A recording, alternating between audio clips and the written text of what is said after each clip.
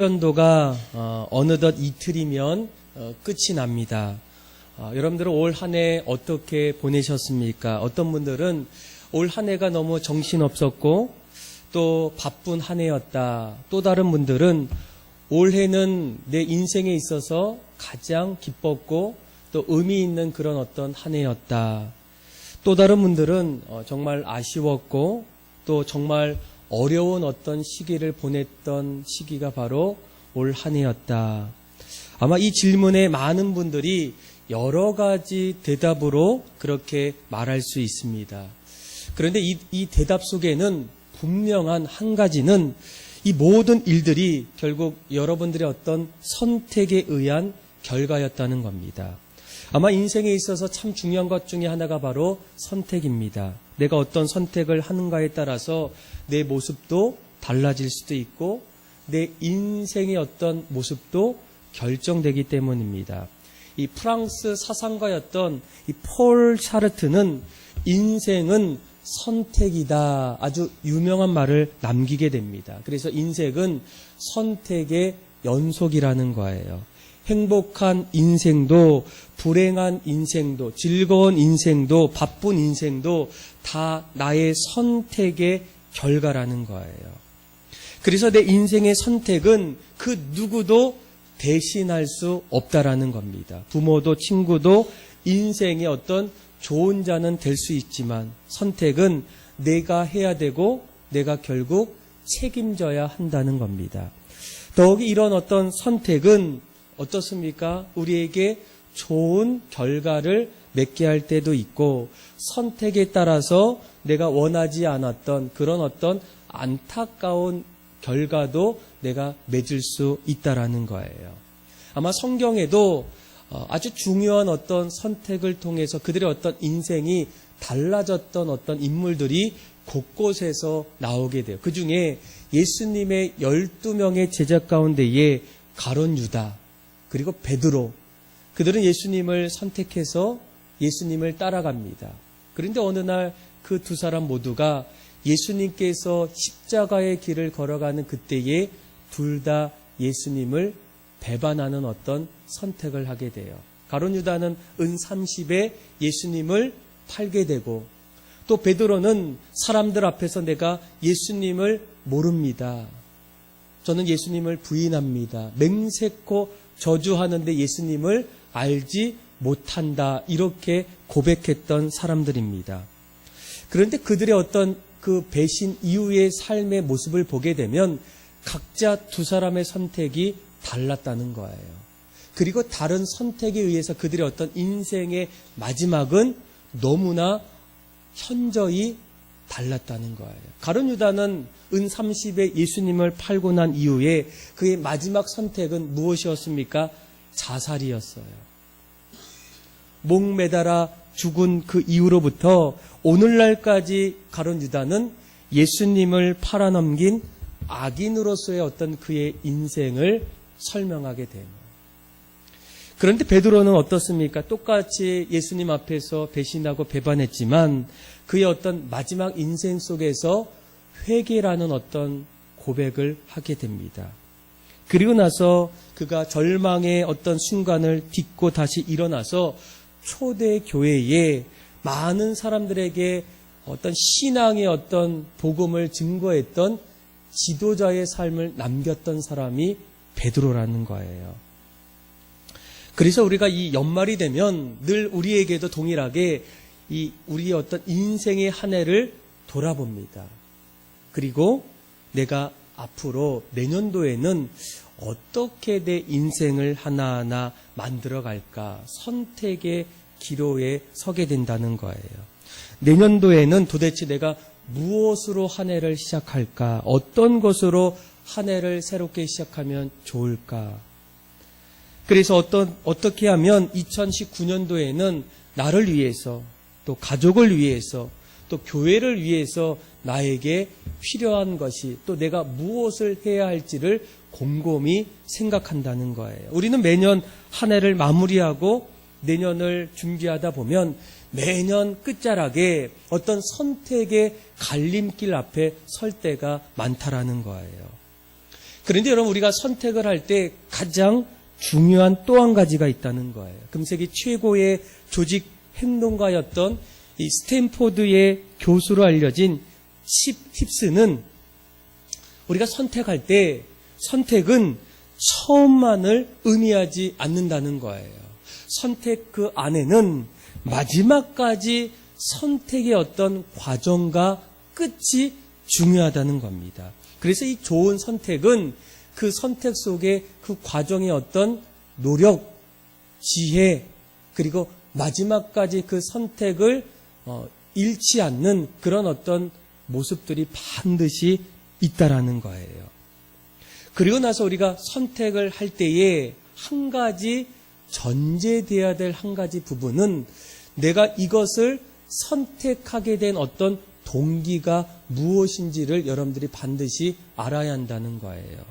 다른 사람들의 반대에도 왜 당신은 이것을 선택했던 이유가 도대체 무엇입니까? 오늘 우리가 읽었던 이 본문을 보게 되면 치명적으로 그릇된 선택을 내렸던 한 사람을 소개합니다. 누구입니까? 빌라도라는 사람이에요. 그도 그의 어떤 결정은 쉬운 결정은 아니었습니다. 오늘 본문을 읽어보면 이 1절부터 대제사장들과 서기관들이 예수님을 빌라도에게 넘기게 돼요. 그리고 그에게 판결을 맡깁니다.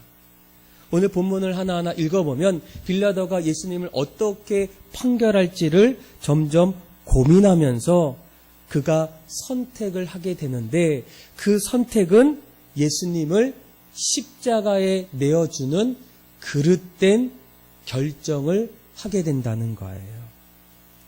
그래서 그의 어떤 선택이 왜 그릇되었을까? 오늘날 우리가 사도신경을 고백할 때 예수님을 어떻게 합니까? 빌라도에게 무엇을 받았다고 고백해요? 고난을 받았다는 거예요. 그러니까 예수님께서 고난을 받을 때에 빌라도에게 고난을 받으사 십자가에 못 박혀 죽으시고 아마 지금까지 이 빌라도는 그리스도인들에게 영원히 부정적인 인물로 회자되고 있었다는 거예요. 그렇다면 왜 이 빌라도가 그런 어떤 그릇된 선택을 했을까? 아마 그의 어떤 그릇된 선택 속에서는 역설적으로 우리가 선택을 결정할 때 어떤 중요한 어떤 교훈들이 몇 가지가 있다라는 거예요. 내가 어떤 선택을 할 때 그 선택할 수밖에 없었던 동기, 그 이유가 도대체 무엇일까? 나는 앞으로 어떻게 그 일들을 선택할까? 그 선택의 어떤 이유는 내가 무엇을 가지고 선택의 기준을 갖고 있는지를 한번 돌아보기를 원해요. 첫 번째로 보게 되면 이 빌라도가 예수님을 십자가에 내어드렸던 어떤 선택의 출발, 또 결정의 어떤 기준은 바로 이 군중 심리에 의한 어떤 선택이었다는 거예요. 우리 한번 6절에서 우리 한번 10절의 말씀을 우리 같이 한번 읽어보겠습니다. 같이 한번 읽어볼까요? 시작. 명절이 되면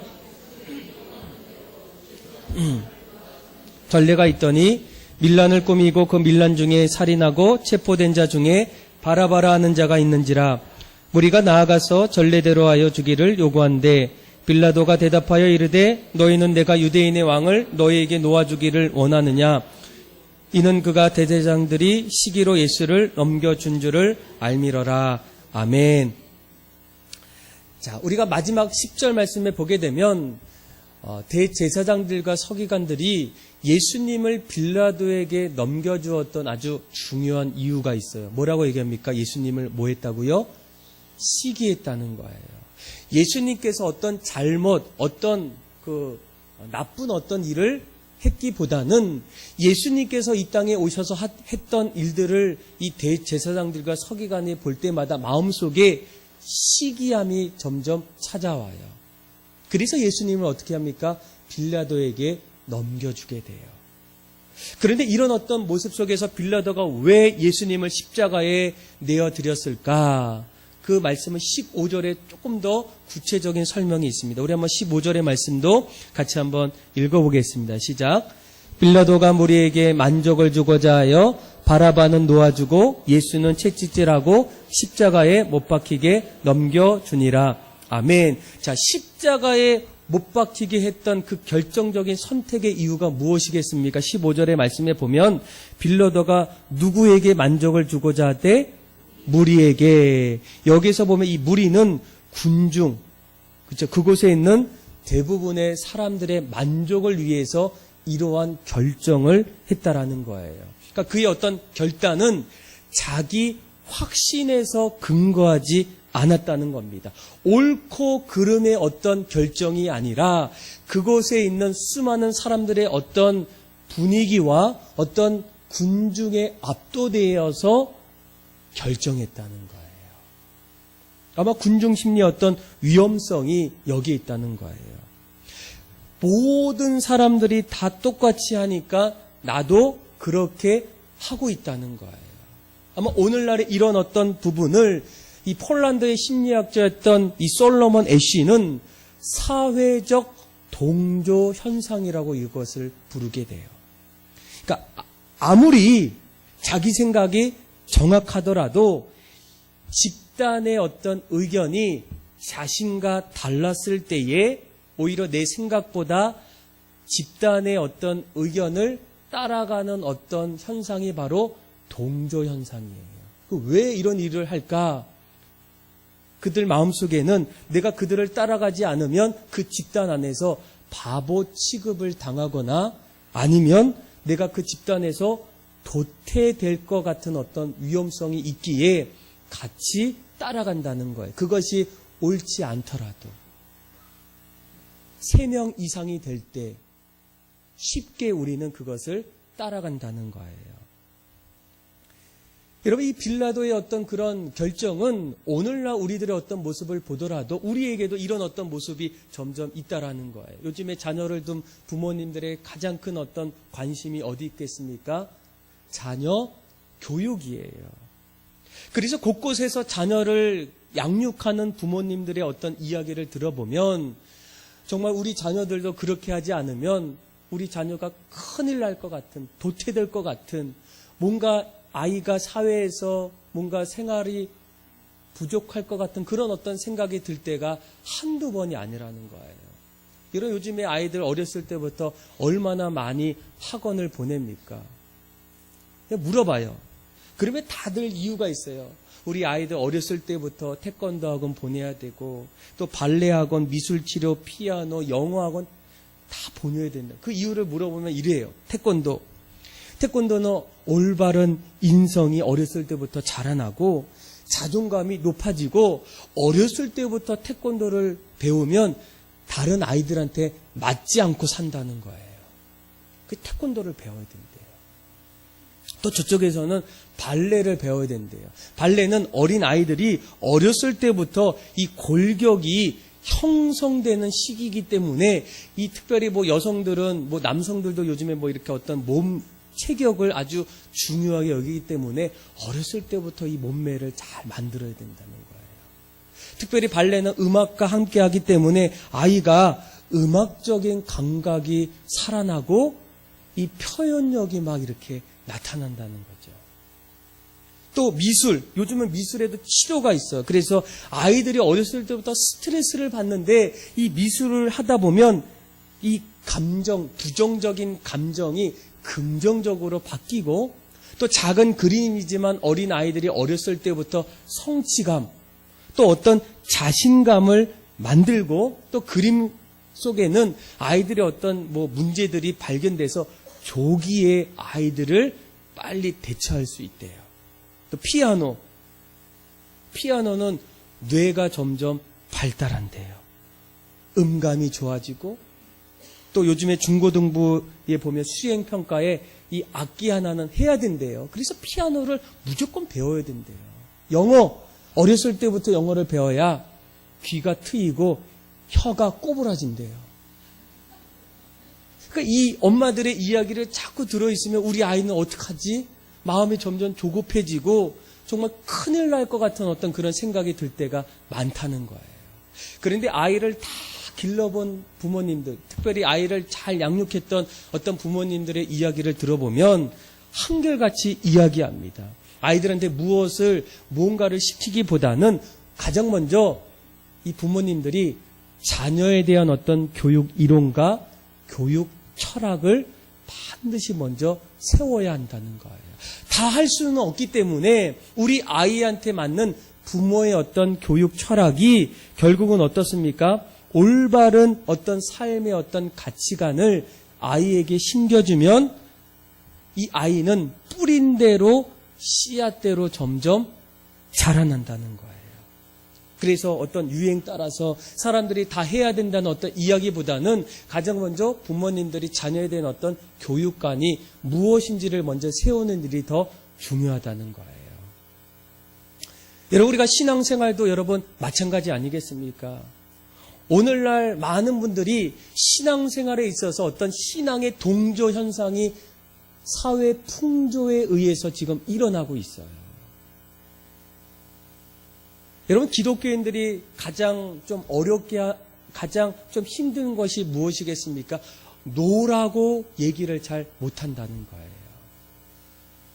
왜냐하면 왠지 내가 아니요라고 말하면 공동체의 평화를 깨는 것은 아닐까. 우리나라의 어떤 지금까지의 모습을 보게 되면 예스와 노의 어떤 차이가 있어요. 예스를 하는 사람들은 좀 긍정적이고 또 뭔가 좀 성장하는 어떤 그런 어떤 사람으로 여길 때가 있고, 노라고 얘기하는 사람들은 어떻습니까? 상처를 주거나 자기 고집, 이기적인 어떤 행동을 말할 때가 많다라는 거예요.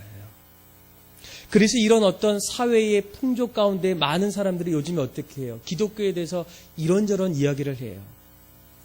요즘도 열심히 기도 생활 하고 있어요? 안 해도 되지 않아요? 너무 교회 생활 열심히 하는 거 아니에요? 세상에 얼마나 해야 될 일이 많은데 아직도 여기에 있습니까? 또 주일날 한두 번 빠지는 거, 놀러 가는 거 괜찮지 않아요? 다른 집사님들도 다 그렇게 하는데 아직도 봉사하세요? 아직도 헌금하세요? 여러분, 이렇게 우리가 이야기할 때 여러분들 뭐라고 얘기합니까? 사람들이 곳곳에서 전에는 이런 어떤 얘기는 교회 안에서도 얘기를 못했던 얘기예요. 믿음의 사람이라면 당연히 봉사하는 거, 헌신하는 거 당연히 우리가 해야 될 어떤 책임이었어요. 그런데 지금은 사회가 너무나 달라져서 세상 사람들이 교회를 좀 걱정하고 교회에서 있는 사람들에 대해서 이런저런 얘기를 해요. 그럴 때 우리가 어떻게 합니까? 노라고 얘기해야 되는데 노라고 말하지 못할 때가 있어요. 그런데 성경은 뭐라고 얘기합니까? 기도하지 않을 때 성경은 여전히 항상 기도하라는 거, 쉬지 말고 기도하라는 거예요.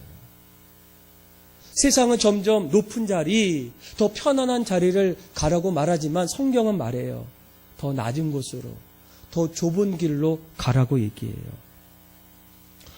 요즘에 어떻게 손해를 봅니까? 어떻게 피해를 봅니까? 말이 됩니까? 그런데 성경은 뭐래요?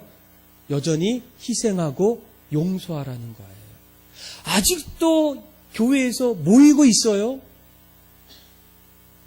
성경은 말해요. 모이기를 패하는 다른 어떤 사람들처럼 하지 말고 우리는 모이기에 더욱더 그리하자는 거예요. 그런데 우리가 이제는 언젠가부터 세상 사람들이 이런 이야기를 할 때마다 아니에요. 모여야 돼요. 기도해야 돼요. 믿음으로 살아야 돼요. 이렇게 아니요라고 말하는 사람들이 얼마나 많이 있겠습니까? 점점 우리도 사회에 정말 변하고 있는 어떤 풍조 속에서 더 이상 아니다라고 말하는 분들이 점점 사라지고 있다는 거예요. 이것이 바로 빌라도가 그렇게 결정할 수밖에 없었던, 군중들에게 어떤 만족을 주기 위해서 선택할 수밖에 없었던 그 모습 속에 오늘날 우리가 나아가야 될 어떤 신앙의 어떤 모습 속에도 우리에게도 어떤 빌라도 같은 어떤 모습들이 있지는 않겠습니까? 선택하는 데 있어서, 결정하는 데 있어서. 두 번째로 예수님이 십자가에 못 박혔던 이 빌라도가 왜 그런 선택을 했을까? 두 번째로 우리가 생각해 보게 되면 그의 어떤 선택의 어떤 기준 속에는 바로 이 출세를 위한 어떤 그런 선택이 있었다는 거예요. 우리가 오늘 본문의 마가복음 15장의 이 사건은 마태복음 27장, 누가복음 23장, 요한복음 18장과 19장의 똑같은 사건을 조금 구체적으로 다르게 표현하게 돼요. 나중에 여러분 한번 읽어보세요. 그런데 그 말씀을 읽어보면 이 빌라도가 이런 선택을 했었던 아주 중요한 이유들이 곳곳에서 나와요. 마태복음 27장 24절에 우리 한번 화면을 보고 한번 같이 한번 읽어봅시다. 시작. 빌라도가 아무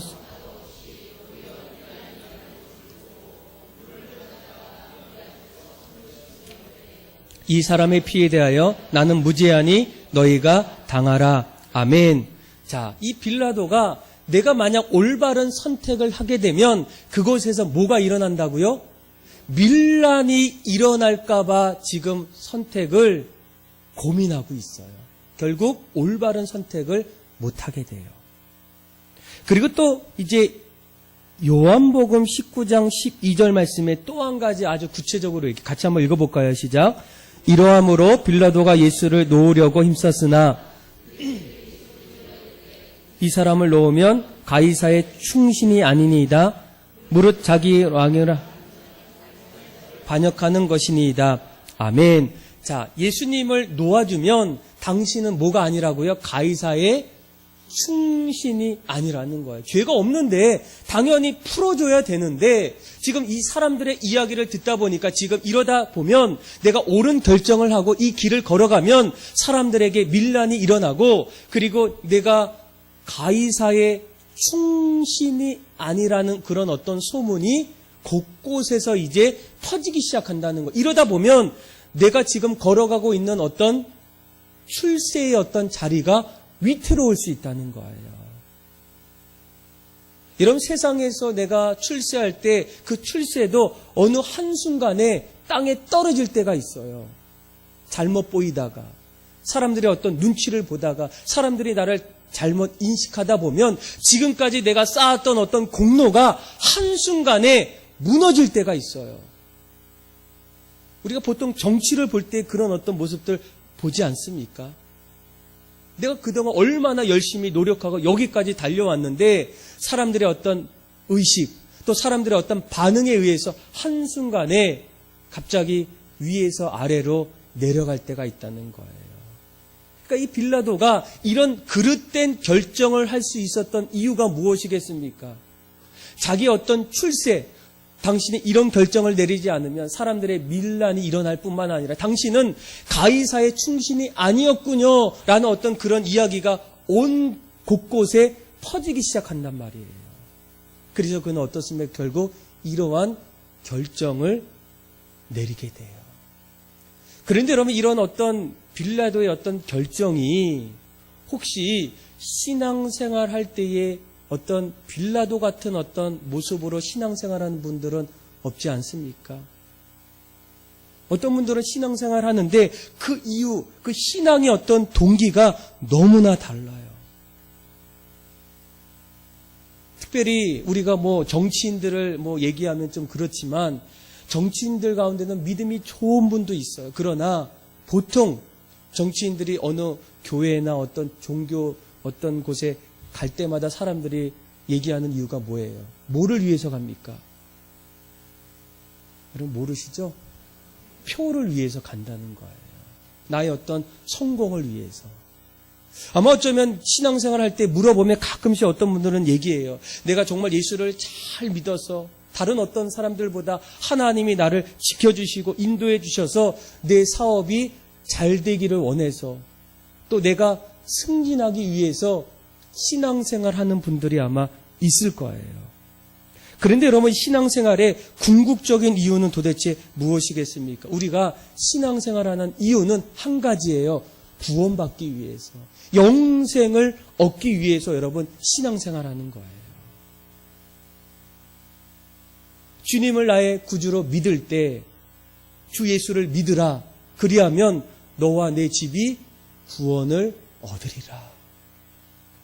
여러분, 왜 사도 바울이 로마에 가서 복음을 전했을까? 로마가 그 당시에 가장 잘 살았어요. 어떤 성공의 출세가 아니라 그들에게도 영생, 구원의 소식을 알리기 위해서 사도 바울이 땅끝까지 주님의 길을 걸었다는 거예요. 교회는 곳곳에서 영혼 구원을 위해서 날마다 나아가야 한다는 거예요.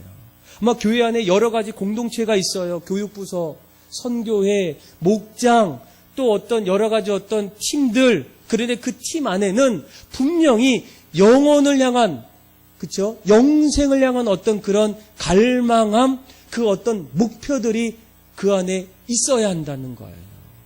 그것이 점점 사라지면 다른 어떤 공동체와 다를 바가 없어요. 세상의 어떤 클럽 다를 바가 없다는 거예요.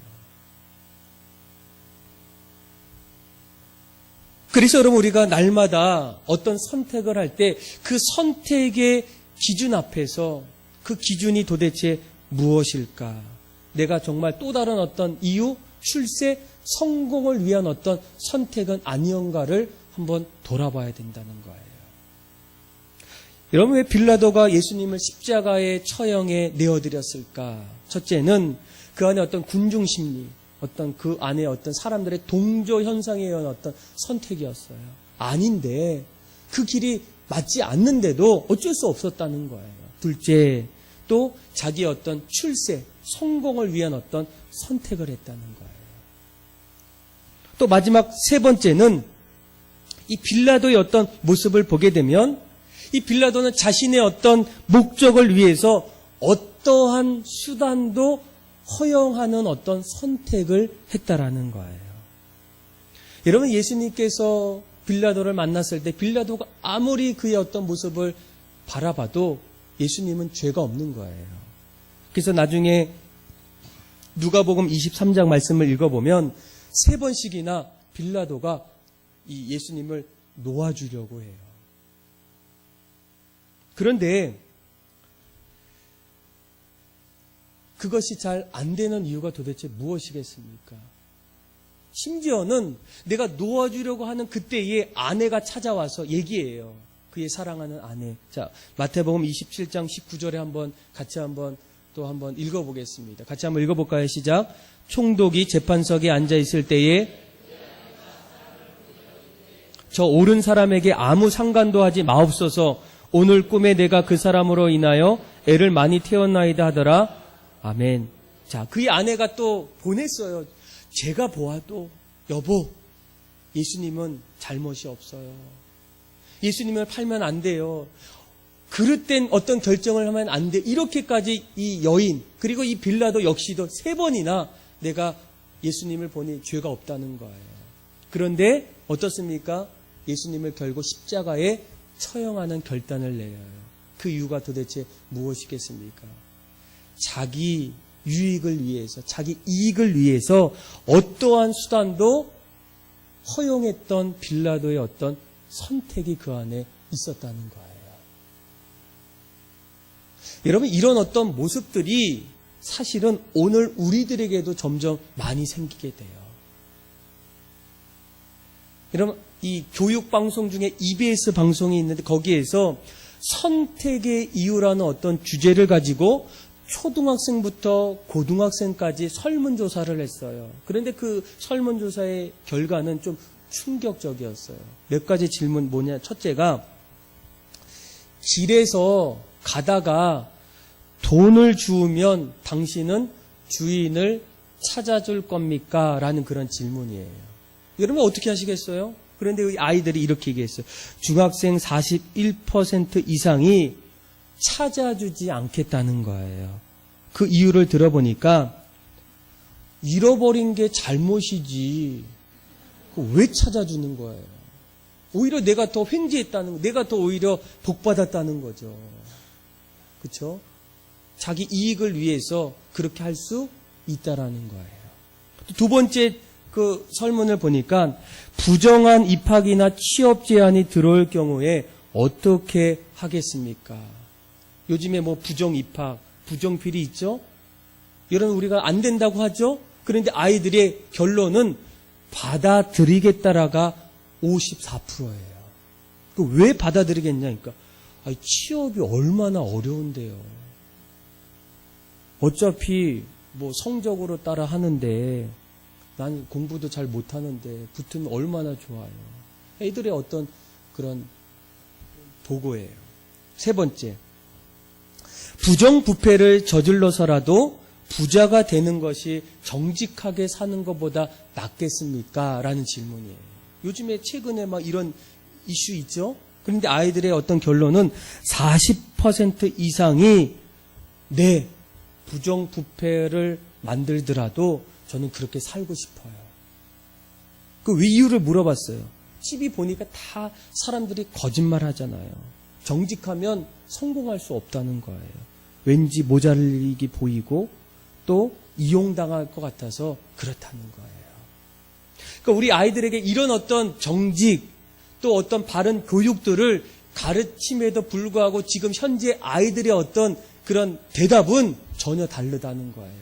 오히려 이런 어떤 결정이 나에게 어떤 이익만 되더라면 그것이 부정하고 부당해도 나는 그것을 선택한다는 거예요. 어떤 뭘 있습니까? 자기 양심을 외면하는 어떤 선택이 오늘날 우리 아이들에게까지도 점점 일어나고 있다는 거예요. 이것이 바로 오늘날 우리가 살고 있는 어떤 현 주소입니다.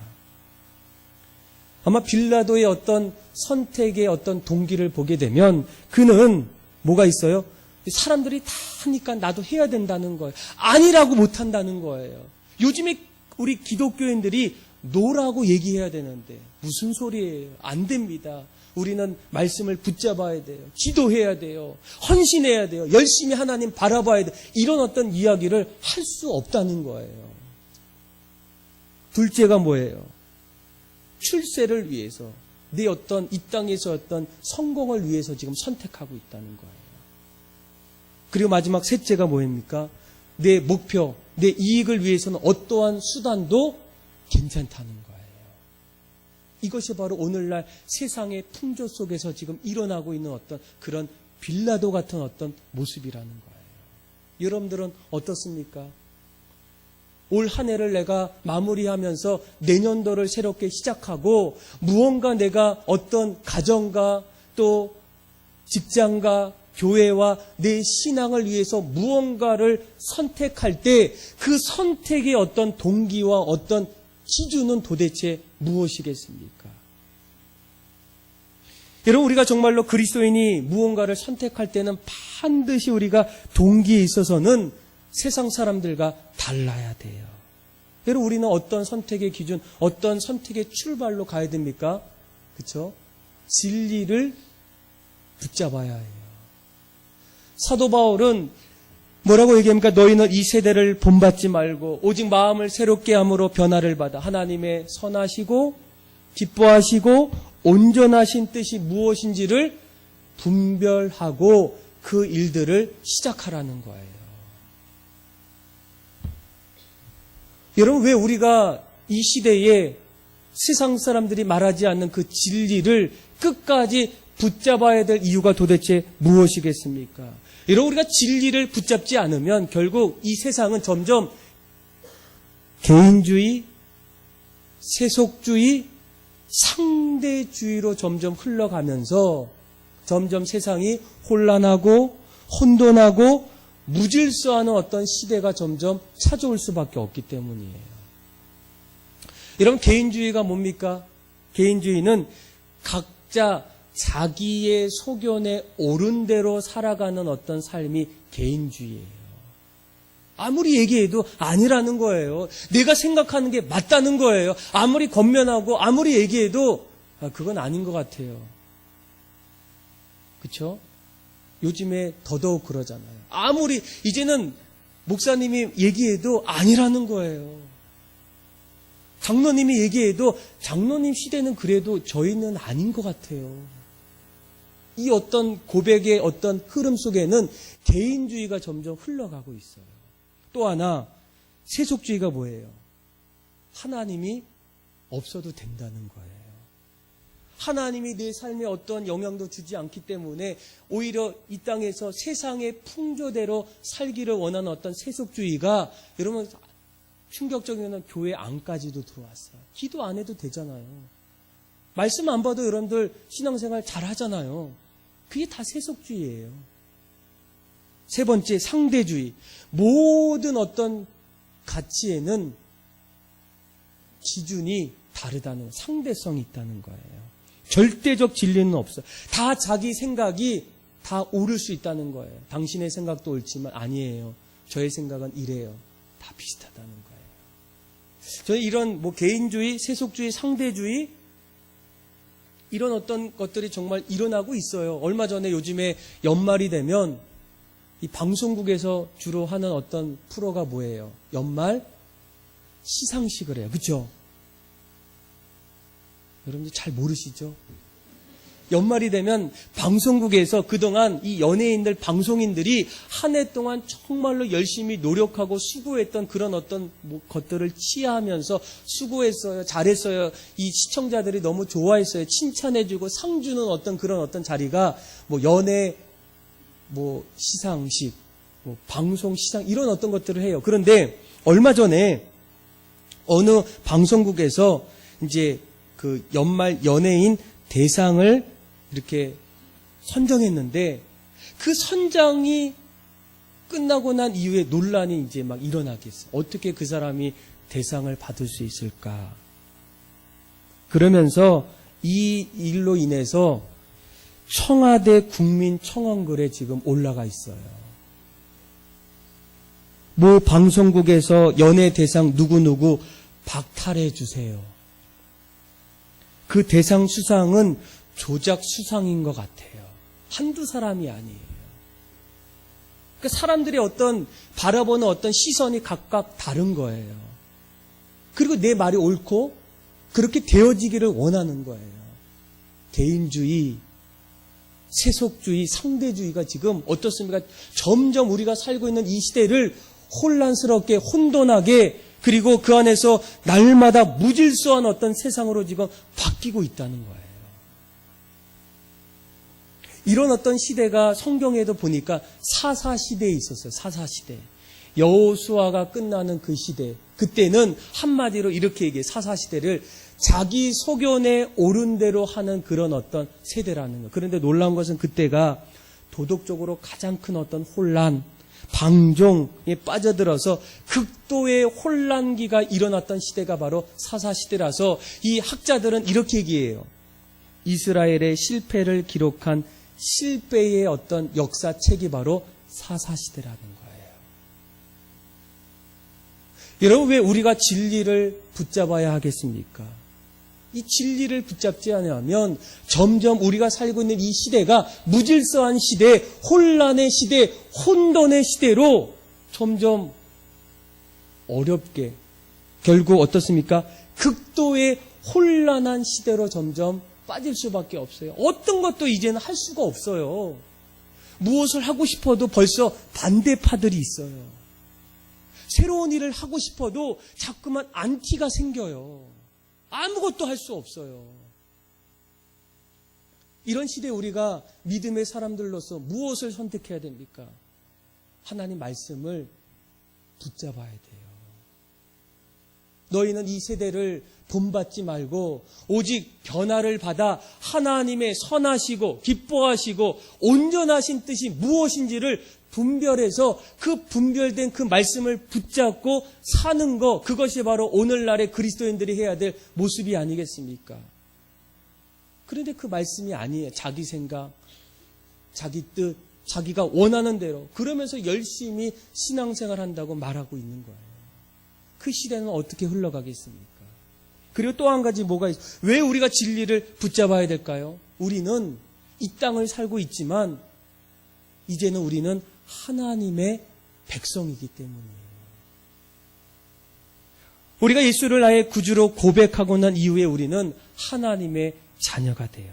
이 땅을 살고 있지만 우리는 하늘의 것을 바라보면서 하늘의 소망을 두고 날마다 영원한 곳을 바라보며 사는 사람들이 바로 하나님의 백성이에요. 이 땅만을 바라보는 세상 사람들과 하늘의 소망을 둔 사람들의 어떤 모습은 달라야 하지 않겠습니까?